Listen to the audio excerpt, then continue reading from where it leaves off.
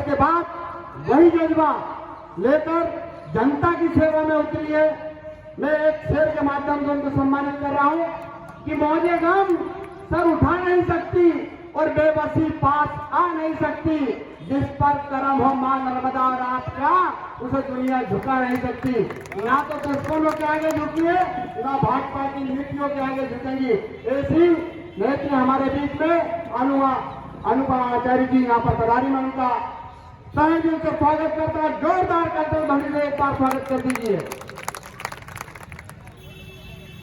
कन्नौज के यहाँ सभी उपस्थित लोगों को प्रणाम करते हुए एक बहुत प्रसिद्ध शेर बोलना चाहती हूँ।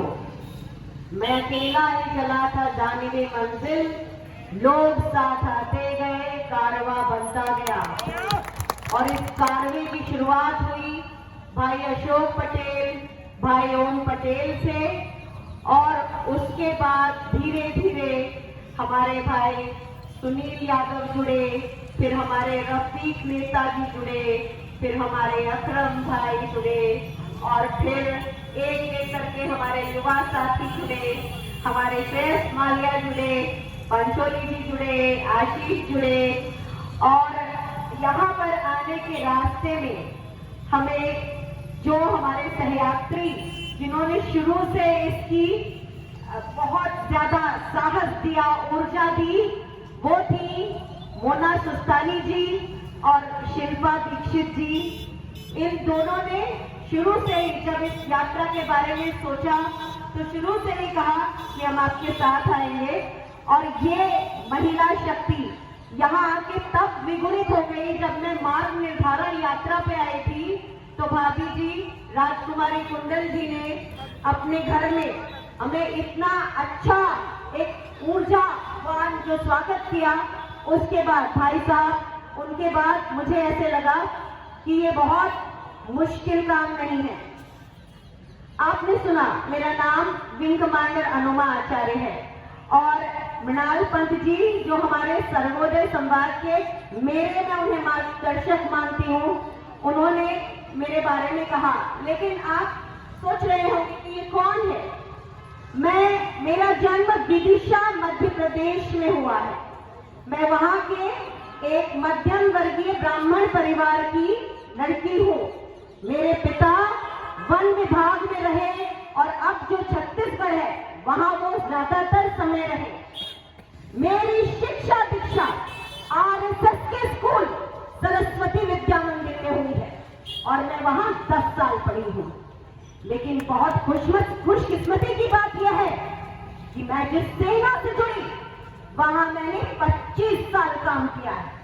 तो अगर मेरे दिमाग और दिल पे किसी तरह की गलत बातें और भ्रम फैलाए भी गए थे तो हमारे देश की सेना ने उसे पूरी तरह हटा दिया, क्योंकि हमारे देश की सेना के चारों पूजा स्थल जैसे कि मंदिर, मस्जिद, गुरुद्वारा और चर्च एक ही आंगन में होते हैं और वही हमारे भारत की आत्मा होती है।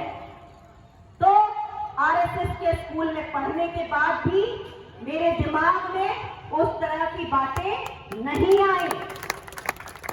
मुझे सेना का साथ मिला और सेना में हमें निडर होना सिखाया जाता है। एक बार और बता दूं कि मेरे पिता और माता की दोनों की मृत्यु जब मैं 20 साल की और 21 साल की थी तभी हो गए थे। 3 बहनों में सबसे बड़ी हूं।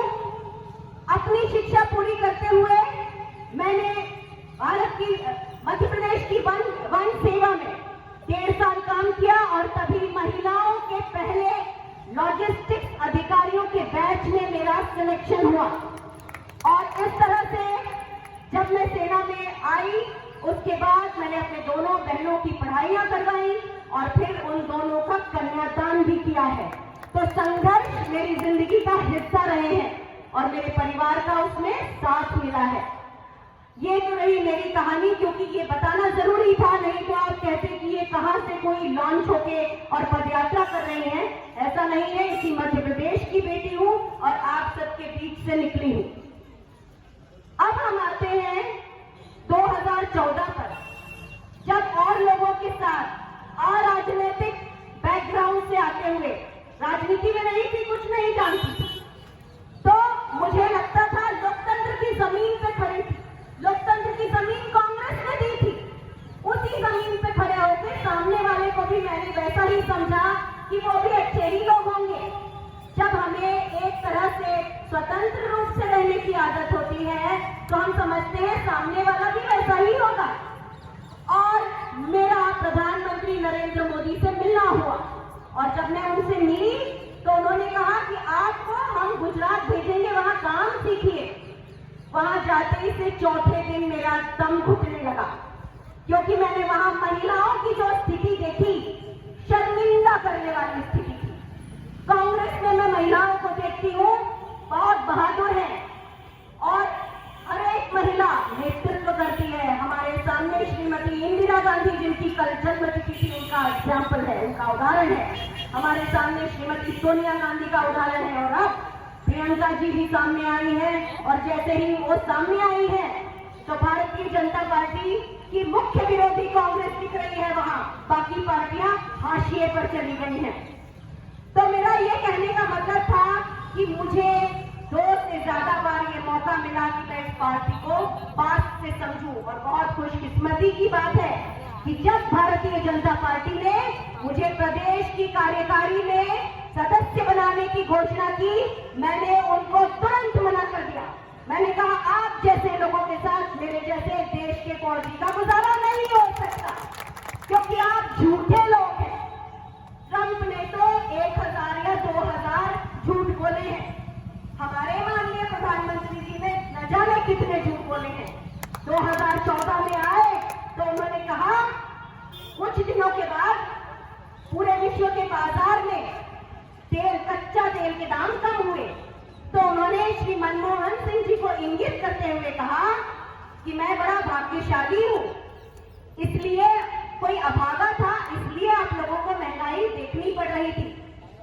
और आज की जो हालत है, शुरू के 5 साल में उन्होंने अपने रंग नहीं दिखाए और इसीलिए आप लोग भी ये मानते रहे कि उन लोगों ने देश की जो सेना है उसके साथ अच्छा कर रहे हैं।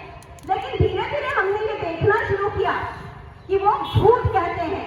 आप लोग खुद सोच के दिल में बताइएगा कि जिस सरकार ने 2000 जहाज खरीदे सेना में, वायुसेना में 2000 सबसे बढ़िया अपने समय के जहाज खरीदे, उसने सेना को ताकतवर बनाया, या कांग्रेस की सरकार के समय चुने हुए राफेल एयरक्राफ्ट के हमने ही चुने थे, कांग्रेस ने ही चुने थे वो जहाज, क्योंकि मैं जहाज खरीदने की प्रक्रिया से जुड़ी हुई अधिकारी हूं।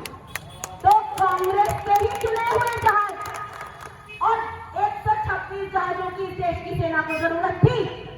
आज हमारे पास पाकिस्तान से लड़ने के लिए 12 स्क्वाड्रन की कमी है। आज हमें वो 12 स्क्वाड्रन देने के बजाय 36 एयरक्राफ्ट का उन्होंने सौदा किया और कई गुना महंगा सौदा किया। आप लोगों के दिमाग में होता होगा कि सेना मजबूत बनी है, इतने बड़े बड़े झूठों के साथ मत जीना, जिंदगी हराम हो जाएगी, क्योंकि ये झूठ है।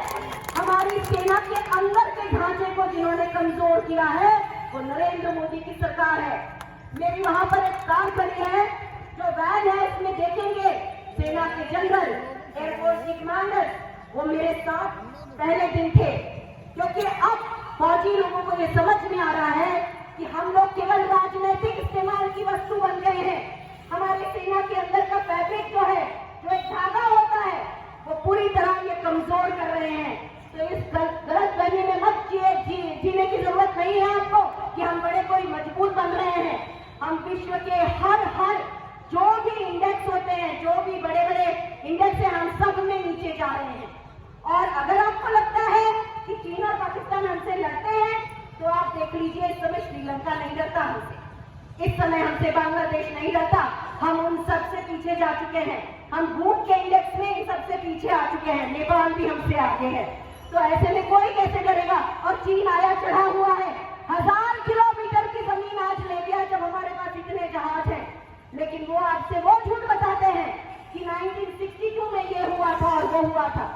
तो ये मैंने सारी बात की, लेकिन आज की हमारी जो लड़ाई है, कांग्रेस देशव्यापी लड़ाई लड़ रही है, महंगाई के खिलाफ लड़ रही है। बेरोजगारी के खिलाफ लड़ रही है।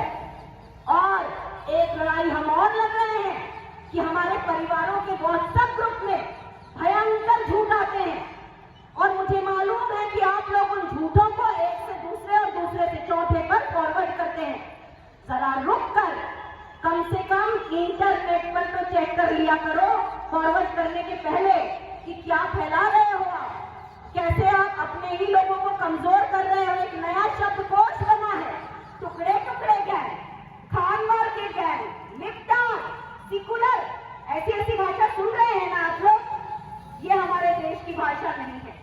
ये वही जो हमारे भाई मृणाल पंत जी ने कहा, ईस्ट इंडिया कंपनी और वेस्ट इंडिया कंपनी। तो ये वेस्ट इंडिया कंपनी की भाषा है जो अपने ही लोगों को आपस में तोड़ रही है। तो भ्रमों में जीना छोड़ दीजिए। ये अलग इसीलिए जगाई है हमने कि आज आगे चल के आपके अंदर से हम डरों को निकालें। बिल्कुल मत डरिए, क्योंकि हमें किसी ने कोई मजबूत नहीं किया है। अगर कोई कहता है कि वो ज्यादा हिंदू है तो मुझे आके बताइए 10 दिशाओं के नाम बताइए अभी के अभी। मुझे बताइए कि क्या आप गीता के अध्याय मुखा के बोल सकते हैं? मैं बोल सकती हूँ। तो ऐसी कौन सी बात है कि छत हिंदुओं से हम ये करें? तो ये सारी बातें बहुत गलत है। इन फेर में मत आइएगा कभी, क्योंकि इससे नुकसान हमारे देश का हो रहा है। वो कहता है कि 70 साल में कांग्रेस ने कुछ नहीं किया, जो भी कहता है, या वो कहते हैं कि हमारे 70 साल में कुछ नहीं हुआ, तो बेच क्या रहे हो भाई? हर दिन हम देखते हैं कि एक ना एक उपक्रम बिक रहा है, रेल बिक रही है, जहाज बिक रहे हैं, एयरपोर्ट बिक रहे हैं। तो फिर 70 साल का जो किया धरा है उसे तो मत बेचो।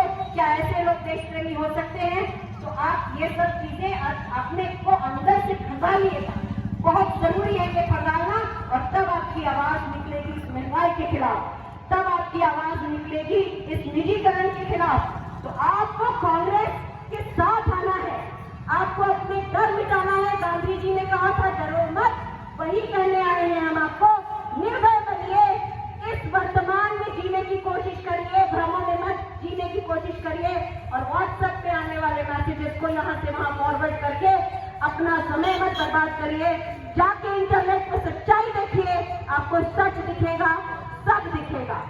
यही कहना चाहती हूँ आप सबसे। और मैं तो चल निकली हूँ, कोशिश करूंगी कि आप सबका साथ मिलता रहे, जैसे हमारे सभी भाइयों का, सभी लोगों का साथ मिला है। हमारे बंधु भाई गुजर भैया, हमारे मनोज गोलानी भाई, इन सब ने हमारा शुरू में ही यहाँ आने से थोड़ा पहले उन्होंने इस जगह से पूरा उन्होंने परिचय कराया।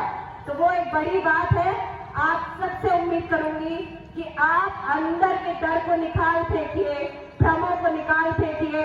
और मैं अपना भाषण खत्म करूं, अपना संभाषण खत्म करूं उसके पहले हमारे बहुत ही ओजस्वी जो हमारे मंच संचालक है संतोष पांडा भाई, उनका भी बहुत आभार करना चाहती हूँ। आप सबों को बस यही कहूंगी कि मैं तो चल निकली हूँ और अब ये डेरे मंजिल पर ही डाले जाएंगे। जय हिंद। आप भी बोलिए जय हिंद। जय हिंद। जय हिंद। जय हिंद।